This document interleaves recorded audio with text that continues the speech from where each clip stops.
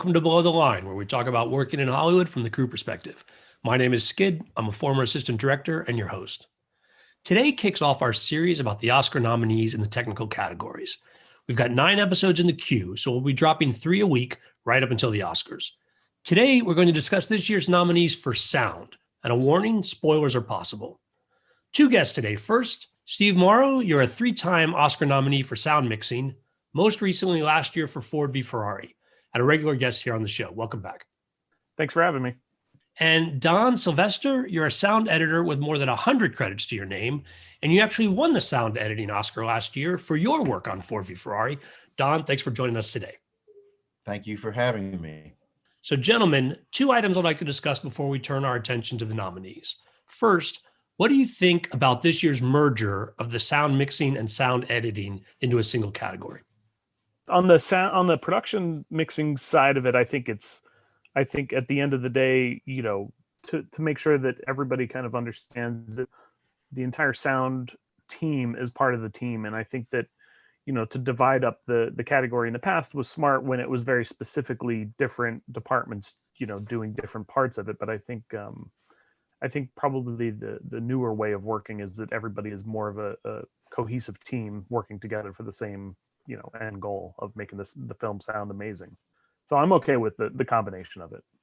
Well, this is Don. I think what's happening here is the reason it's even a controversy is because you're taking away an Oscar and you're sort of dumbing down the category and you're allowing people that don't know anything to vote again.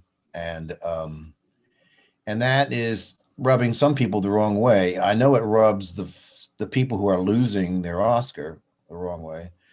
And those people are the sound editors. And that's the one I won. So I broke it. I'm the last one. But what they're doing is they're doing what the BAFTAs do, which is combining all the elements together into one big sound pie. So while that makes a lot of sense for the people that don't know the difference between sound mixing and sound editing, those of us who do have to sort of work it out. Like it's something that we have to come to grips with. Personally, the technology today has advanced since they invented Oscars.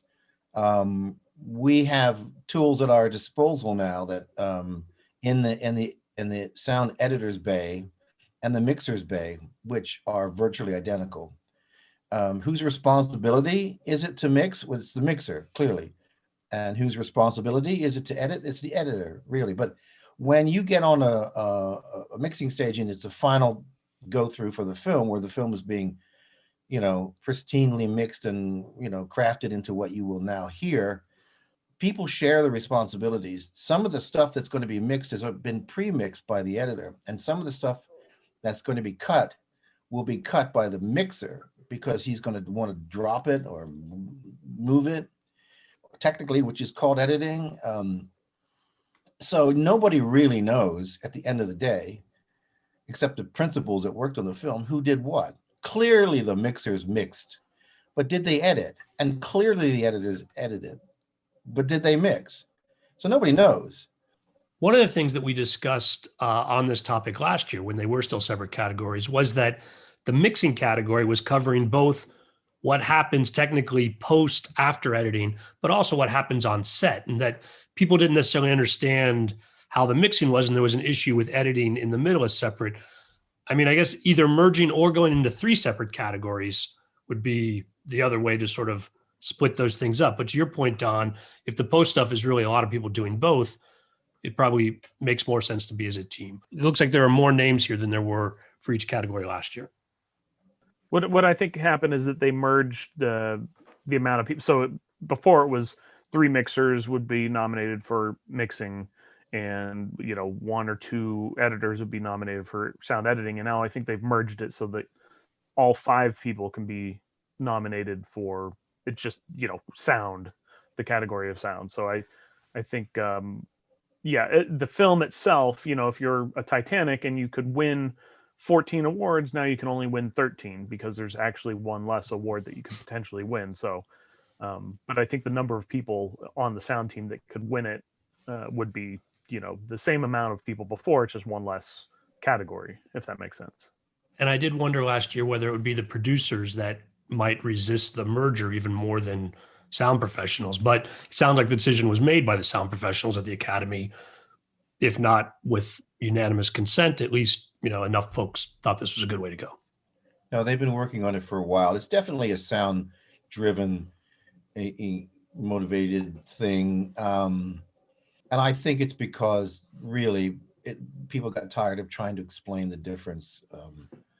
But unfortunately, in my opinion, sometimes you have to know a little bit about something if you're going to give somebody an award for it. In my opinion, I mean, I'm not a makeup artist, so for me, I can only guess what's good makeup, or So in that regard, people didn't know anything about mixing or anything. Of course, we'll recommend him to the podcast, since that's the point of us getting together. Hopefully people learn a little more. There is one other change the Academy made this year I want to talk about before the nominees, and that is the Academy's acknowledgement of the pandemic. One of the things they did was to temporarily suspend the theatrical release requirement for this year's films. Now, there's a separate conversation about eligibility, and there's some nuances there. We can set that aside. But let me ask you guys this. Would you agree or disagree that sound is one of the categories where screening it at home might significantly impact how you assess the craft? Yeah, I mean, I think anytime that you take something that was meant for the theater and you put it in somebody's house, you run the risk of them, having their sound set up incorrectly, their the way that they watch it, their television. What if the cinematography, comes across poorly because they have a bad TV, a bad signal. But I think obviously in this scenario of a global pandemic, there's not much else you can do. The bonus is that the people who nominate the sound category are sound people. So generally speaking, at least for me, I have a decent home theater system that I can listen to it.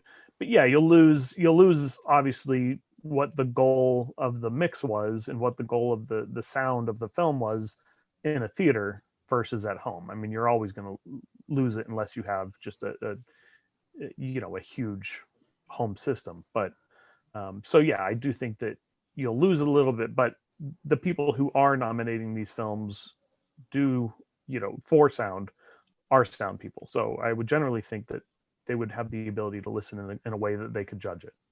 Well, I'm not knocked out by the notion of watching everything on my Sylvania TV. The TVs have come a long way to adding, decent speakers, but in no way do they replicate what's being pushed through it. In no way, not even close. And the problem is, we make two mixes when we do a final film. We make a near field, which is designed basically for your room when you put it on a DVD. Remember those? And then we make a theatrical, which is supposed to have a lot of air and spatial, qualities to it. So if you get the wrong mix for example, you get the theatrical in your house and you're watching it on your flat screen, I'm not sure what you're going to hear. Things that are spatial are not going to be spatial. So let's say you are like Steve and me. I actually, I have some money invested in the sound system because that's, I can write it off.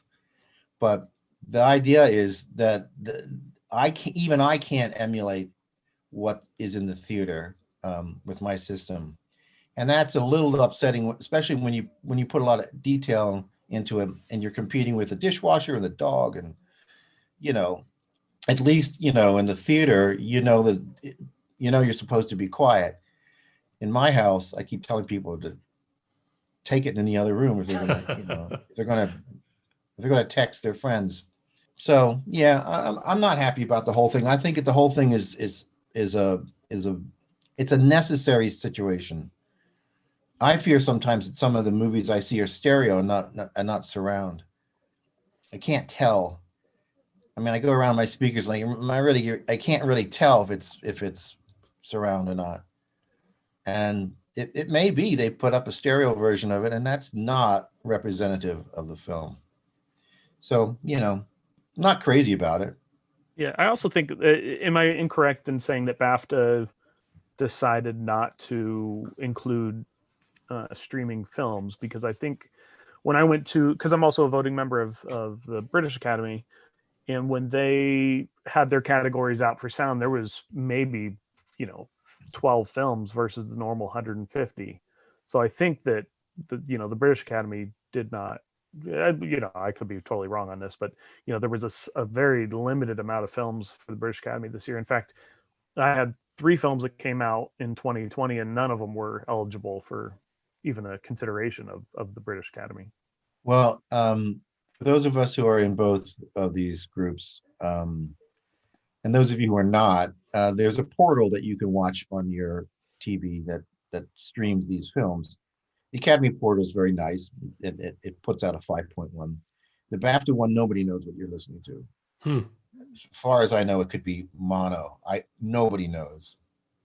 And at BAFTA, if you're listening, I'm sorry. I pay my dues, but I do not think that's a good presentation. So the whole thing is got a big asterisk by it, if you ask me.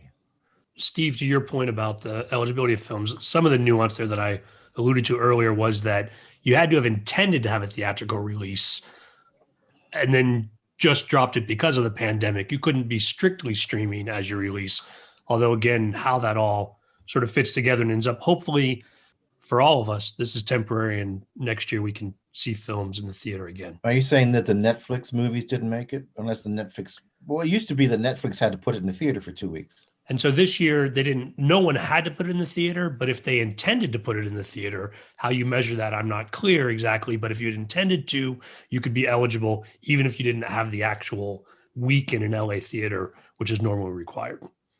The movie I did the last year, which was The Prom, obviously not an Academy nominated film, but it was not eligible at all for a BAFTA at all. So looking at it, I'm not sure what the eligibility is or whether they even bothered to submit it. I don't know what that process is for them. So, well, let's turn our attention to the films that did get nominated this year, and we'll talk about them in alphabetical order. First up is Greyhound, and the nominated team is Warren Shaw, Michael Minkler, Bo Borders, and David Wyman. What did you guys think about the sound in this film? I mean, I when I watched the film, I really enjoyed, to me the Greyhound is an amazing war scene. I don't know that it's an incredible story from beginning to end, as a traditional movie, but I thought sound wise it was, they did a fantastic job in making you feel the intensity of that battle, and they brought you into the front of it. I mean, by the end of it, I'm worn out, just like, obviously not like they were, but I'm worn out watching it, as there was so much happening the entire, from beginning to end in that film. There's a basic question that I think I want to bring up in the very beginning here, and what are you looking for in best sound? Okay, so what is best sound? Why is one sound better than another? I mean, why is one sound performance better or best? And I've always joked with people that I would never win any awards, and then I surprised even myself, but because I believe that most films that sound great don't reach the threshold of award winning, and that's because, again, people want something that's out of their scope. They don't want to have a nice film where people are sitting around talking in the kitchen. It may be the best sound. They may have crafted it so well that it's just a delight to hear. But, I think everyone's going to lean toward guns and whooshes and explosions and things like that. And here's where Greyhound comes in. It has all of those things that sound junkies, are hooked on. That's not to say it's not good. It's fantastic. It's great. The clarity of it, even on my Sylvania TV, is great. It's really, really, really hard to make ocean sounds. The density and the clarity and the there's all kinds. The guns were fantastic, and not only that, the dialogue was clear. You got to consider the music as well when these things. You're not the quality of or the content of the music, but the mix of the music in relation to all the other sounds, and that was good. So I give this high marks. I mean, it's really it's a good film, and it actually ticks all the boxes for people that want best sound, mm, you know, in their voting habits. I have a director that I've worked with for years, and we talked maybe 10 years ago, and he brought up a point that a lot of the time best sound, because if you look at a movie, there's not going to be a ton of movies out there that have terrible sound, right? So how do you pick between the 100 amazing sounding films down to the five? And in his opinion, this is a director that I work with a lot, and he basically said, look, sound has to be another character in the film. If it's just great sound, great. That's a regular movie. That's what you pay for. You're going to watch it. But if it's a character that drives the story forward, you can consider that, above and beyond other films that sound amazing technically, but without the heart and the soul of the mix and the edit, that the sound is just there to play for the picture. But if it's there as a character, that can represent a better idea of what best sound is. Yes, except that I draw the line when sound becomes the point, and it's never a good idea to have the sound be the star of the scene, unless it's a movie about sound, which Mm-hmm. there are some. It has to sort of fit in to what's happening, so that you don't say, this is an amazing sound situation that I'm hearing, but I don't actually hear the dialogue. The sound's great, but I don't hear the dialogue. And so when sound doesn't really become an integral part of the storytelling, that's what I draw. That's where I draw the line. Yeah, And I there would are I would some, agree with that. Yeah. yeah, there are some sounds that are just showboating, and we all know those movies. And I just can't take it. And Yeah. I just think it's bad. And those don't get a nominate, I think. On Greyhound, I found just watching the film that the story itself is a little confusing and some of the visuals are hard to follow as they're bouncing around. But I do think that the sound might actually make it a better movie than it would have been without the attention that you guys are talking to in that element, where the sound really did tie things together and sort of elevate it in a way that the movie overall I found hard to engage with. But again, that's Yeah. from me from Yeah, I outside. mean, But I was entertained on the film. The film entertained me for the hour and a half, but at the end of the day, I thought, well, that was a really great war scene in a broader story that I didn't connect with, But I enjoyed it as a incredible scene, or what they were trying to show you. But yeah, I mean, at the beginning of the day, what was Tom Hanks' character's name? Don't remember, But I enjoyed watching Tom Hanks, battle some Nazis for an hour and a half. That was entertaining. Well, also, I'm gonna slightly disagree, because I think your criticism, Skid, of not being able to understand the sound, is a theory that some filmmakers rely on, because it can be overworked and not well done. But in his situation, I forget the director's name. There's a cacophony in there that's by design. You don't understand what's happening, and you wonder how they understand what's happening, and yet you do pick up what's happening. So I actually enjoyed the fact that I didn't understand everything, because I wasn't really going to take notes. I mean, I wasn't really. I knew that eventually I'd figure it out, but the point of being in the war was that maybe you don't actually have time to sit down and speak to somebody over a cup of coffee. I mean, maybe you are being shot at, and maybe you can't hear the guy next to you. And it didn't take away from me. In fact, it added to me. I actually thought that in the comparison of, say, a dialogue film versus a gun film, the dialogue in this film was excellent, because not only do they have people yelling at each other, but they also had PA announcers, and they had radios, and they had all kinds of different voices coming in, which I never thought of really before. In being in a ship like that, I didn't realize how loud and noisy it would be and the communication was such an effort. So I found that aspect of it to be almost as compelling, probably more so than the actual seas and the guns and the planes and things like that. no, Don, good point. Good point. I think that's an interesting take on it and how that comes together. Well, let's turn our attention to the next film on our list, and that would be Mank. And the team is Ren Kleiss, Jeremy Malad, David Parker, Nathan Nance, and Drew Coonan. And apologies if I've mispronounced any of those names. Gentlemen, what did you think about Mank? I mean, I thought they went. There's always a film that will experiment every year, or at least, every few years, on the type of mix. I mean, they went for, the most authentic, sound of that era, kind of the traditional sound that it used to be. So I think that, you gamble when you do that, because audiences are used to hearing it at a certain, it's just like visual effects. If it's not a good visual effect, then it distracts you. So I think that they took a chance on the mix because it's unique enough that, it doesn't sound like your traditional, contemporary movie. I would imagine that was, a long process to decide whether or not to go that direction, or because that was such a, an interesting idea, just to make the movie sound like a classic film versus, a contemporary film that was about a, a older story.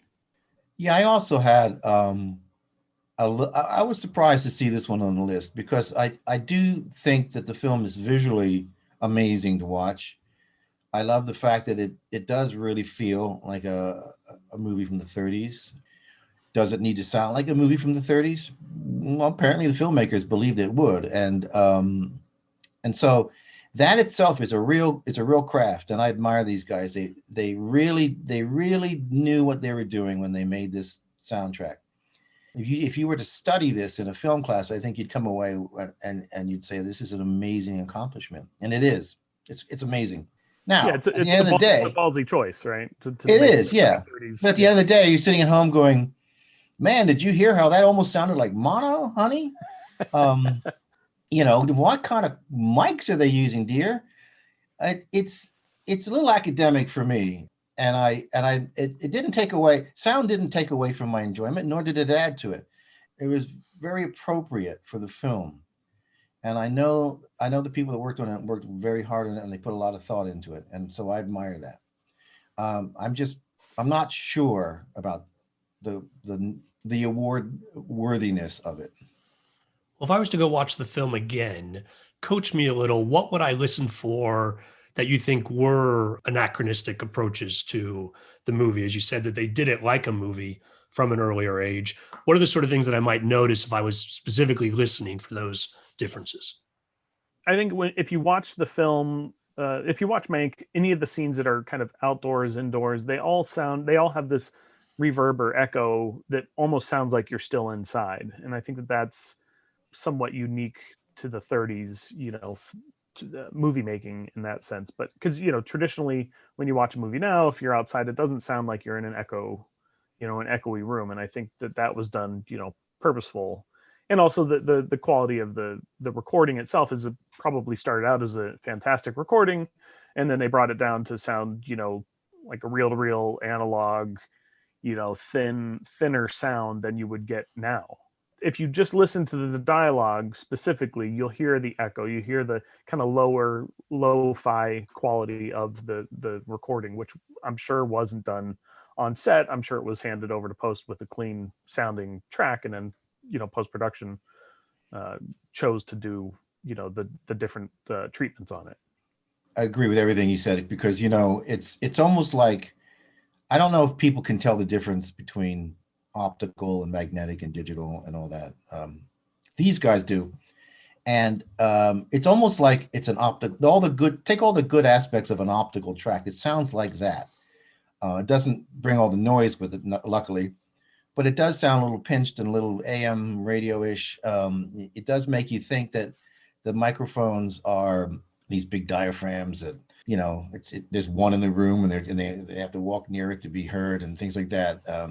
Even the loops, there's loops galore in there, and you don't pick them out. You don't pick out the ADR, and so even the music itself is kind of centered on the screen, as if the whole movie was in a mono format. It's not.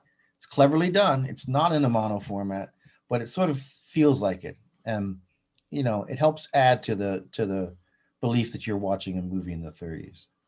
Well, moving on to our next film on the list, News of the World. The team is Oliver Tarney, Mike Prestwood Smith, William Miller, and John Pritchett. I mean, I would have to give this film probably the number one slot of probably hardest film to make in the group. Doing a Western with horses and, carriage drawn, everything sound wise when you're making this film does not look easy. Open desert, dirt roads, windy locations, everything's exterior. I mean, that's a tough movie to make on the production side, but I think an incredible job. And those are one of those things where when I'm looking at a film, do I want to do it or not? Are there horses involved? Because if there are, and I have something else I could do, maybe I'll do that instead. Just 'cause it is incredibly difficult to, even dialogue on top of a horse, if the outfits are loose, you get the sound of the clothing bouncing up and down. And it's just like, there's very little you can do with a horse-drawn wagon to make it quiet. There's just so much involved. And so a movie like this, where it comes across in a way that sounds good and isn't distracting, is an accomplishment alone. I enjoyed the film, but I thought, I thought the sound, they did a great job. But I would, if there was an award for hardest movie to record on set, that's probably the winner for me. But that's not what we vote on.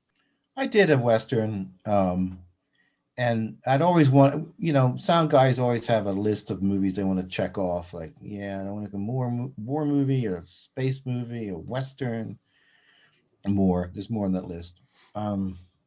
So I did a Western, and man, was it satisfying. There's something about the romanticness and nostalgia of a Western movie that when you hit the pocket with the leather and the guns and the horses and the wind and the sand, and when you hear all that stuff, it's really great. And I think Americans resonate towards something like that. I mean, it's like our folklore, and we want to get into the the nostalgia of the whole thing. Oh, that's when America was growing and we were young and naive, and look at the sky's blue and water's clean.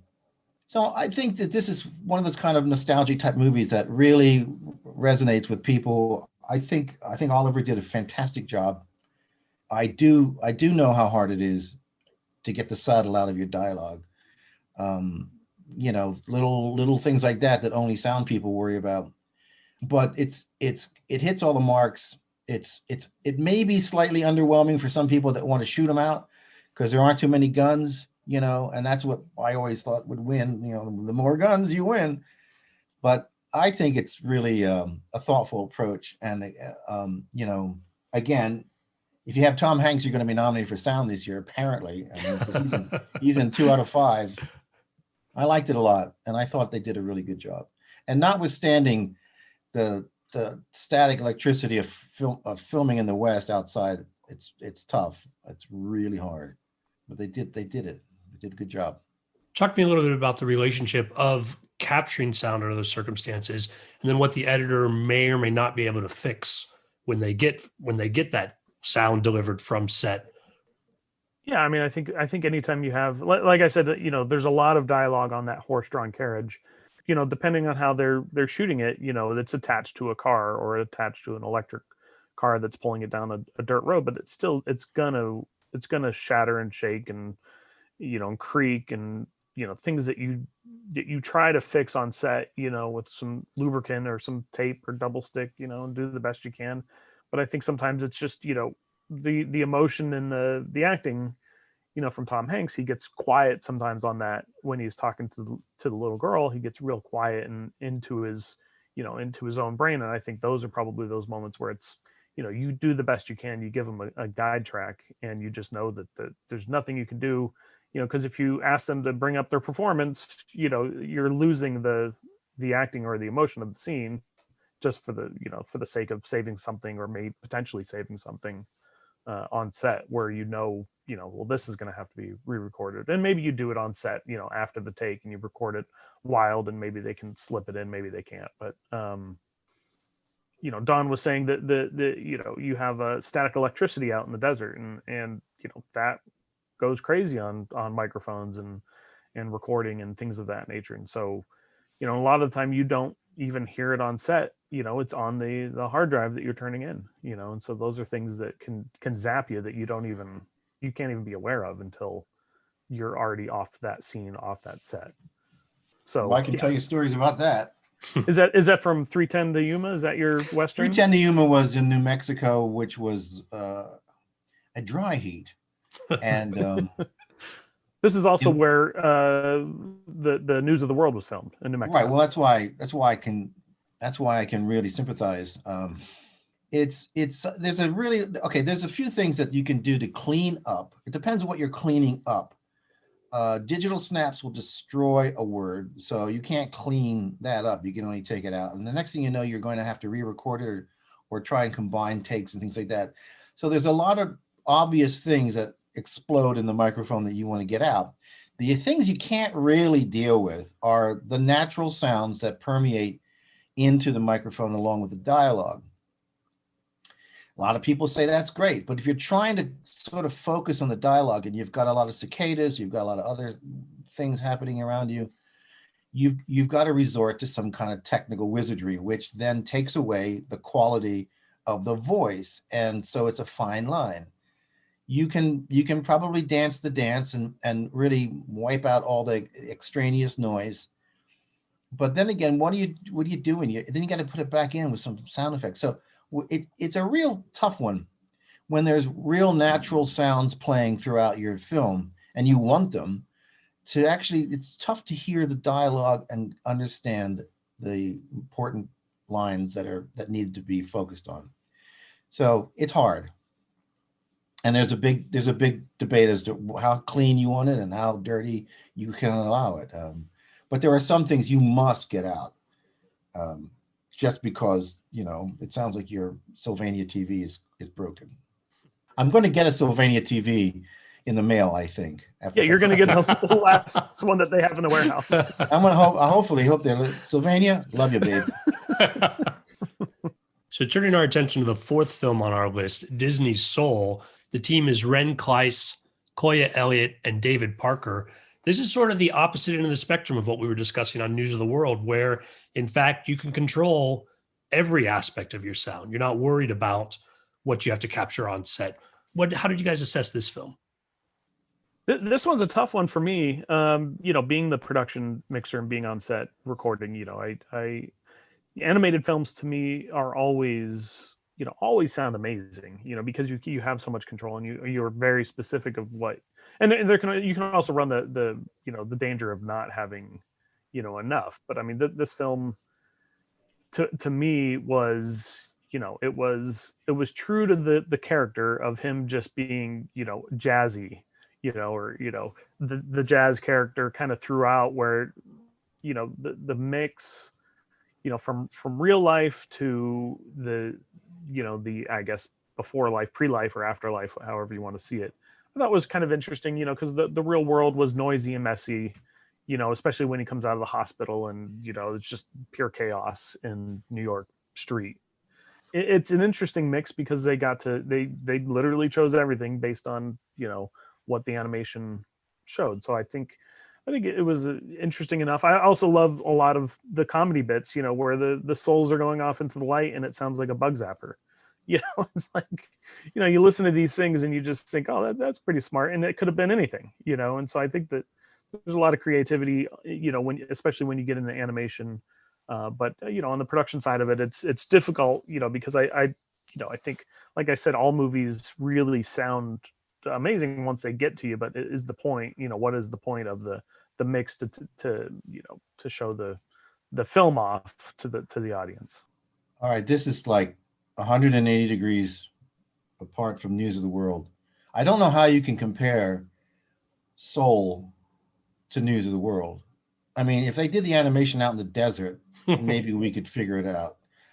But they didn't. They did it over a couple of years, maybe 5 years, and they have a really all animation, not just Soul. All animation has an unfair advantage to making great sound because they invent it from the bottom up. There's nothing left to chance. It's completely constructed, and therefore it should sound good, and it does. It sounds amazing. It's great. The music's great.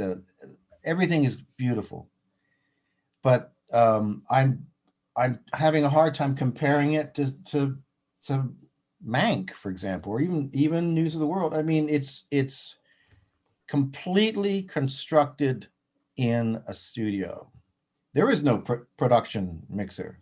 there's a discussion amongst people saying like, well, should the guy that records the dialogue in the ADR studio, he's the production mixer, right? Because that's the production, and that is not the production. That is a post-production approach. So yes, it does sound fantastic, but I don't know how to compare it with other movies that have to go out into the world. And well, okay, maybe Greyhound, because Greyhound was not shot in the Atlantic Ocean. Maybe Greyhound would compare, except that Greyhound did have people performing on the set, and Soul doesn't. It has people performing on an ADR stage, and they can stop and start, and they can cut out letters and words and things like that. And you know, they have complete control. So I don't know. Does it sound great? You betcha. Does it sound better than News of the World? I don't know how to compare it. I just don't know how. All the animated movies I've seen this year, and usually in general, sound excellent. I mean, they're all fantastic. The Croods is great. The Willoughbys is great. I mean, they're all really, really strong, and they should be, because they've invented their own environment. They haven't had to work with what's on somebody's screen. They've made it up. So I don't know how to deal with it. I don't know. Yeah, it's a tough one. I mean, I think that's why there's separate categories for, you know, best picture and a best animated picture. I think it's, you know, it's like, how do you you know, connect these? You know, you almost want to have it a, you know, best animated sound movie and best, you know, sound movie. You Well, know, that would be an cross over. interesting. They could Yeah. cross over, but at the same time, if you're apples to apples, you know, here's your 5 animated films, how'd they sound compared to each other? Here's your other 5 films, you know, how'd they sound? And every once in a while, you know, like you know, just like an international best, you know, best picture crosses over to best picture. There could be crossover, but yeah, it's a tough like, you know, apples to apples comparison, just because it's so, you know, the way you approach each one is so different. I would love to see an animated sound category. I mean, because that's a real bake-off. I mean, you talk about people that have this, comparing apples to apples. That would be fantastic, because they're so good. It would be a real challenge to see who's the best animated sound. And I don't think the Academy is going to go for it, because they just took away the sound editing. So why are they going to add another one? Yeah, But I would agree with that. I mean, all animated films, you just look at it and you're just amazed, because you know they started with 0. You know, so everything is a choice. Whereas sometimes, you know, like a production mixed movie. Okay, here's the canvas. It's already has a bunch of splatter on it. Now make a painting out of it. You know, but you got to keep some of that splatter in there.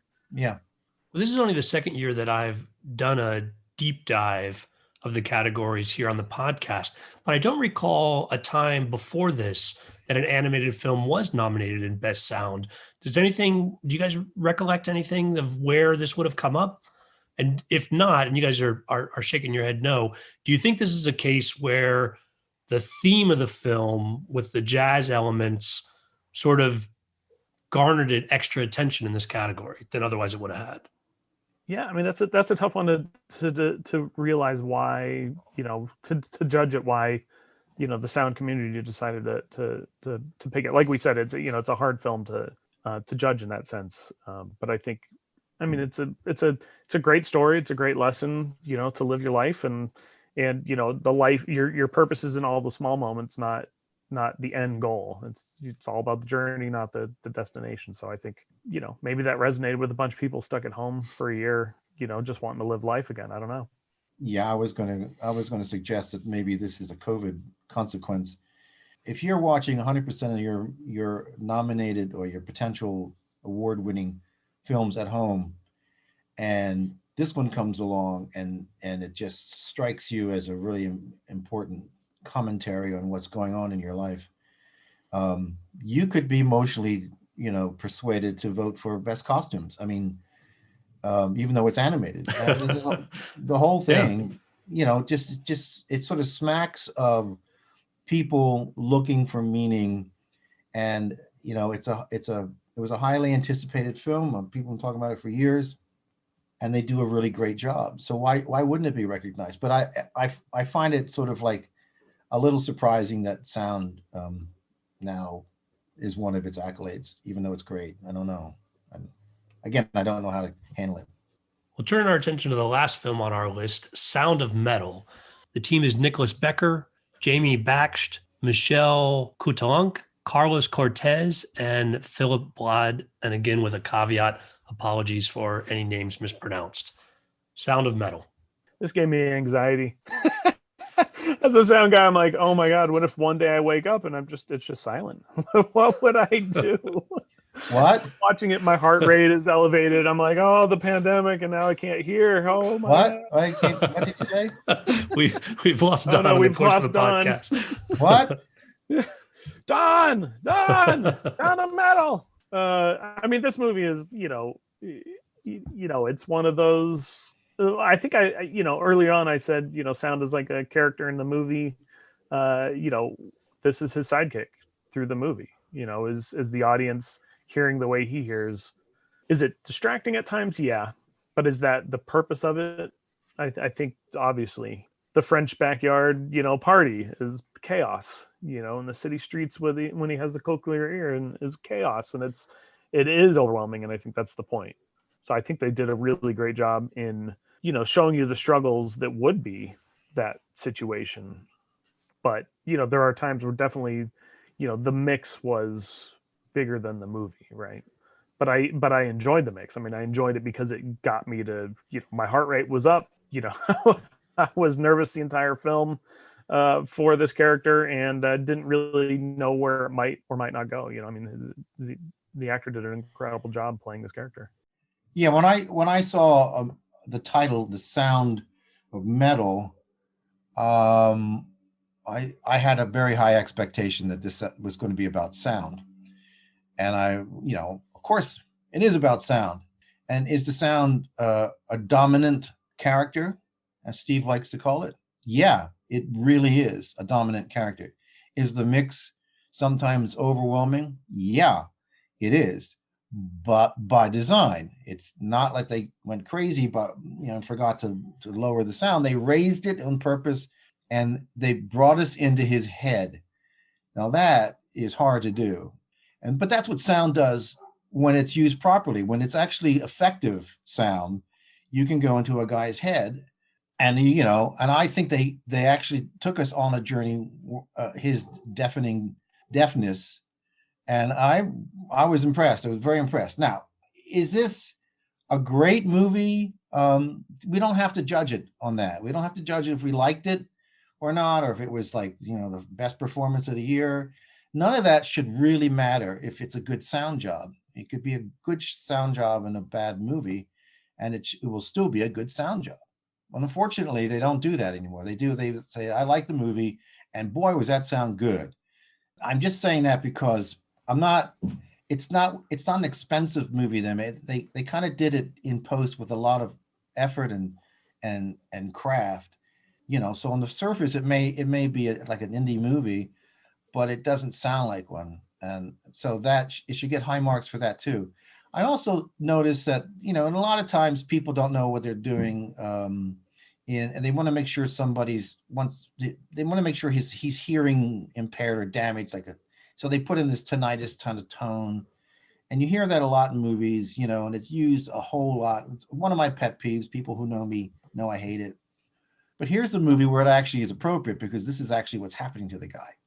So here's a sound that actually is where it belongs in the film. And so high marks for doing that. So I think Sound of Metal is a very effective soundscape. And when we're talking about how the team comes together, is this a movie where a lot of the weight is carried by the editor? In other words, a lot of the effects and things you're talking about are clearly post, that therefore, obviously on set, he's capturing what he needs. But a lot of these creative decisions, which they probably know they're going to do in advance, require expertise in post. And so the balance is not maybe as equal on, say, some of these other films. Well, I think it's hard. I think you go into any movie, I think any production mixer is going to record on set the best they can, and give post-production as much material as possible. And then what post-production does with it is what they do with it. So like in the case of Mank, that wasn't recorded with, a reel-to-reel and an old microphone to make it sound like that. It was recorded with the best technology and then handed off and said, okay, do what you want to do with this.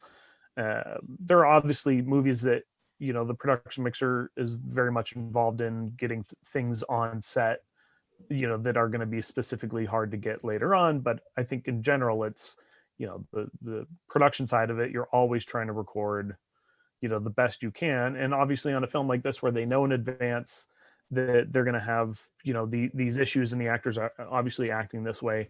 I think this film, they did a few things, they attempted on set to use a barrier mic or a different type of miking, different surfaces. Whether that ended up playing in the film is anybody's guess, except for the team who did it. They're the ones that know what they used, what they didn't use. But I'm sure there was an attempt on set to record, a deafness sounding thing. From what I understand, they had the actor put a lav in his mouth, after the take, keep his mouth closed and then scratch his head and hear his heartbeat and things like that. Does that make it in the final mix? Maybe it does, maybe it doesn't. Maybe it's just a good guide to show what it might sound like, and then post-production takes it over.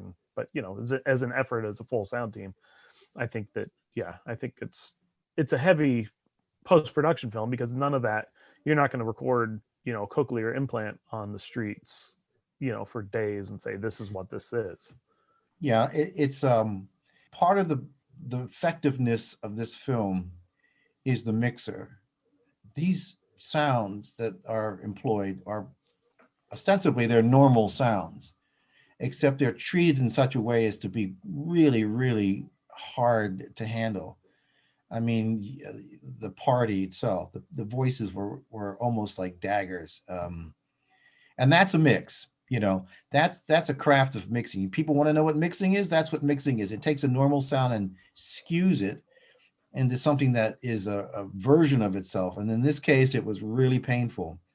So the mixers get high marks for that too. I mean, that's where most of this sound effectiveness was created, in my opinion. Maybe I'm wrong. Maybe the editors did it too, but it just seems like the mix itself was really strong and effective. I would also say, there's a lot of effects in there. I mean, that are probably pretty subtle. Clothing noises, sign language, fingertips, things of that nature that are amplified, in the movie to really demonstrate how quiet the room is, when a bunch of people are in it that don't speak, and are signing. And so I think that, obviously there's a big component in sound editing, but in Foley and things of that nature to really come across, because I know what you can record on set. When it comes to fingertips, you're not recording that on set 99% of the time. And even clothing rustle and things of that of an entire group, you're not going to record on, get some creaking chairs and some silverware, but that's going to be a post situation there. And so there's probably a lot more to the sound edit than it comes across when you're watching it, because it just feels like real life. But I'm sure that there's just a ton of interesting things that they did for that, but to make it as subtle as it was. And do you think a film like this would require the collaboration between the various elements? In other words, your post-production editor and mixer might be involved in discussions even earlier in the production process than under a normal film, given the intention here? Or do you don't think that's actually stand out on this film, or would have required it? Curious. My gut is that a film like this, as kind of indie and seemingly lower budget than a normal film, wouldn't have the financial opportunity to pick an entire crew in advance. But I do think that the director probably knew the direction he wanted to go and probably communicated that well with the production side of it. And so that guy probably did the best he could and passed it off, and then the director got in the post and communicated it well with them, and they ran with it. There are a few films I've done a couple where I really get involved early on with the sound editor, and him and I collaborate on what we want to record. We did a basketball movie that came out last year that we put a Dolby Atmos mic in the crowds and had the crowds just do it for real, and mic'd all the players, and things that you typically wouldn't do on a film, but with a little bit of communication up front, and then double checking with each other to make sure that what we're doing on set isn't just blowing the mix out, or isn't just ruining the film and they have to re-record it. There is that communication sometimes, but that's pretty specific in the situations. That was more of an experimental, hey, do you want to try Dolby Atmos with crowds on set? and then get the actors and the radio mics for the center channel, and then let's see how that all unfolds. And in that film, it worked out great, but we also recorded Dolby Atmos out on the side of the street, outside the apartment. And then, later on checked in, hey, did you use any of that ambient recording outside? Nah, that was we just wiped that out. We didn't need any of that. We have files for that. And it went, oh, okay, great. So it is a back and forth education as to what you can offer post-production that's not a waste of their time, but also not a waste of your time. So you want to give them as much as you can. Like Don and I did Ford versus Ferrari, and that movie, on set, those engines were not the right engines. So there was no reason for us to spend the energy or the time to try to record the engines of the cars on set, because we knew, well, this is a Volkswagen engine in a Ferrari. That's not going to sound right, and the movie would not do well if we put in all this effort to just be deleted and re-recorded later, and we knew that. So there wasn't much care on the production side to try to get those engines. The goal was, let's get the dialogue as clean as we can, given that we have Volkswagen engines next to the actors when they're talking. Let's try to get that engine off, or this or that. So there is a trade-off to knowing what is going to make the mix and what's not.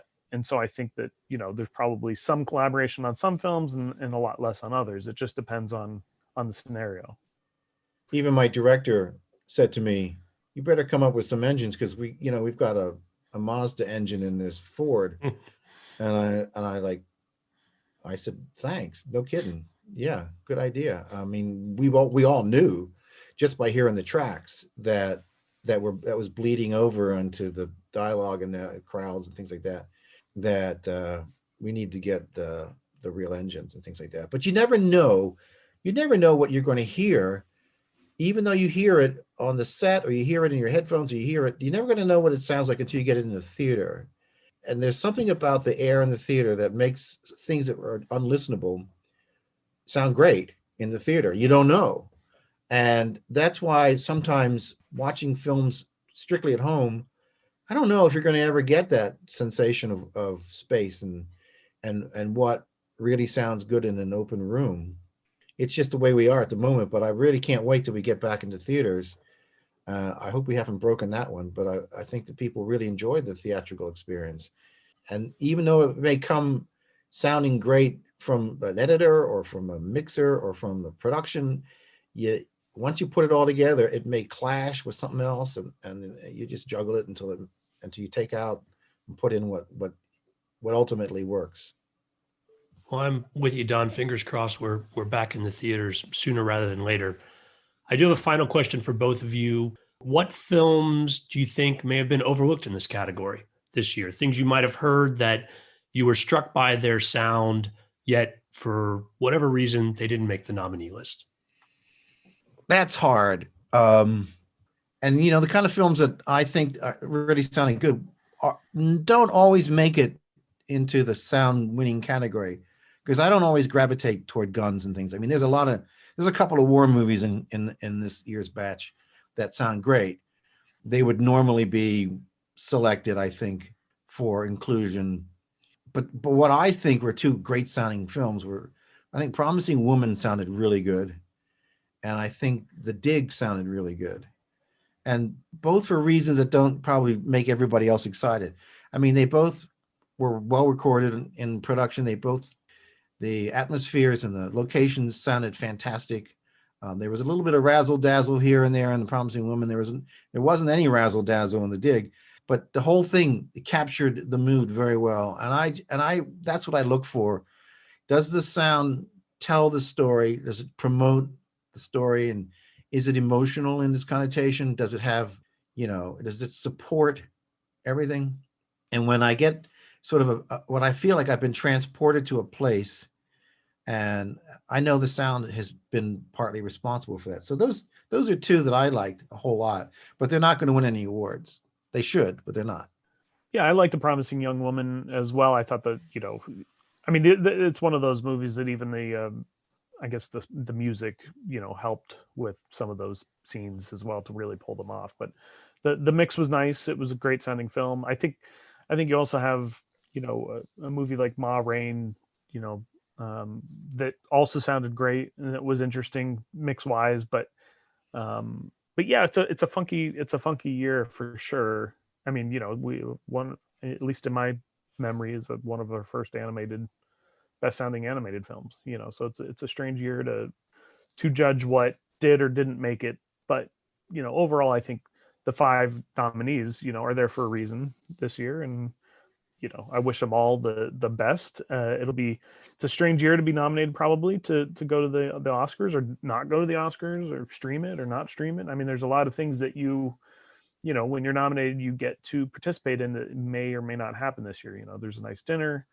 There's different events that you do in person that I don't know if they'll happen for the nominees this year, which is kind of sad for them. But at the same token, hey, you're nominated for an Oscar. That's not a bad place to be in, that you can't participate maybe in person this year.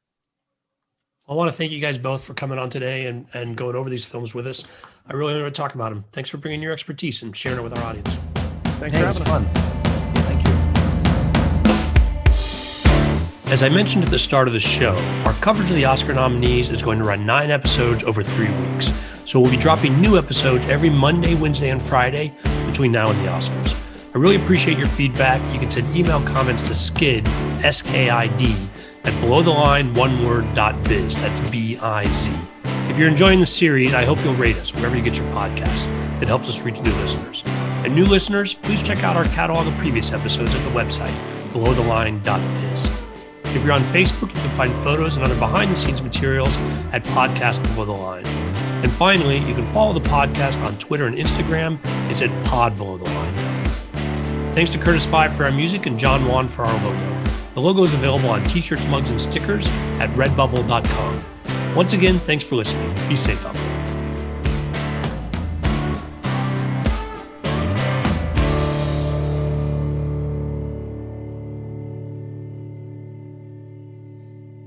Can you hear my lawnmower? Very slightly.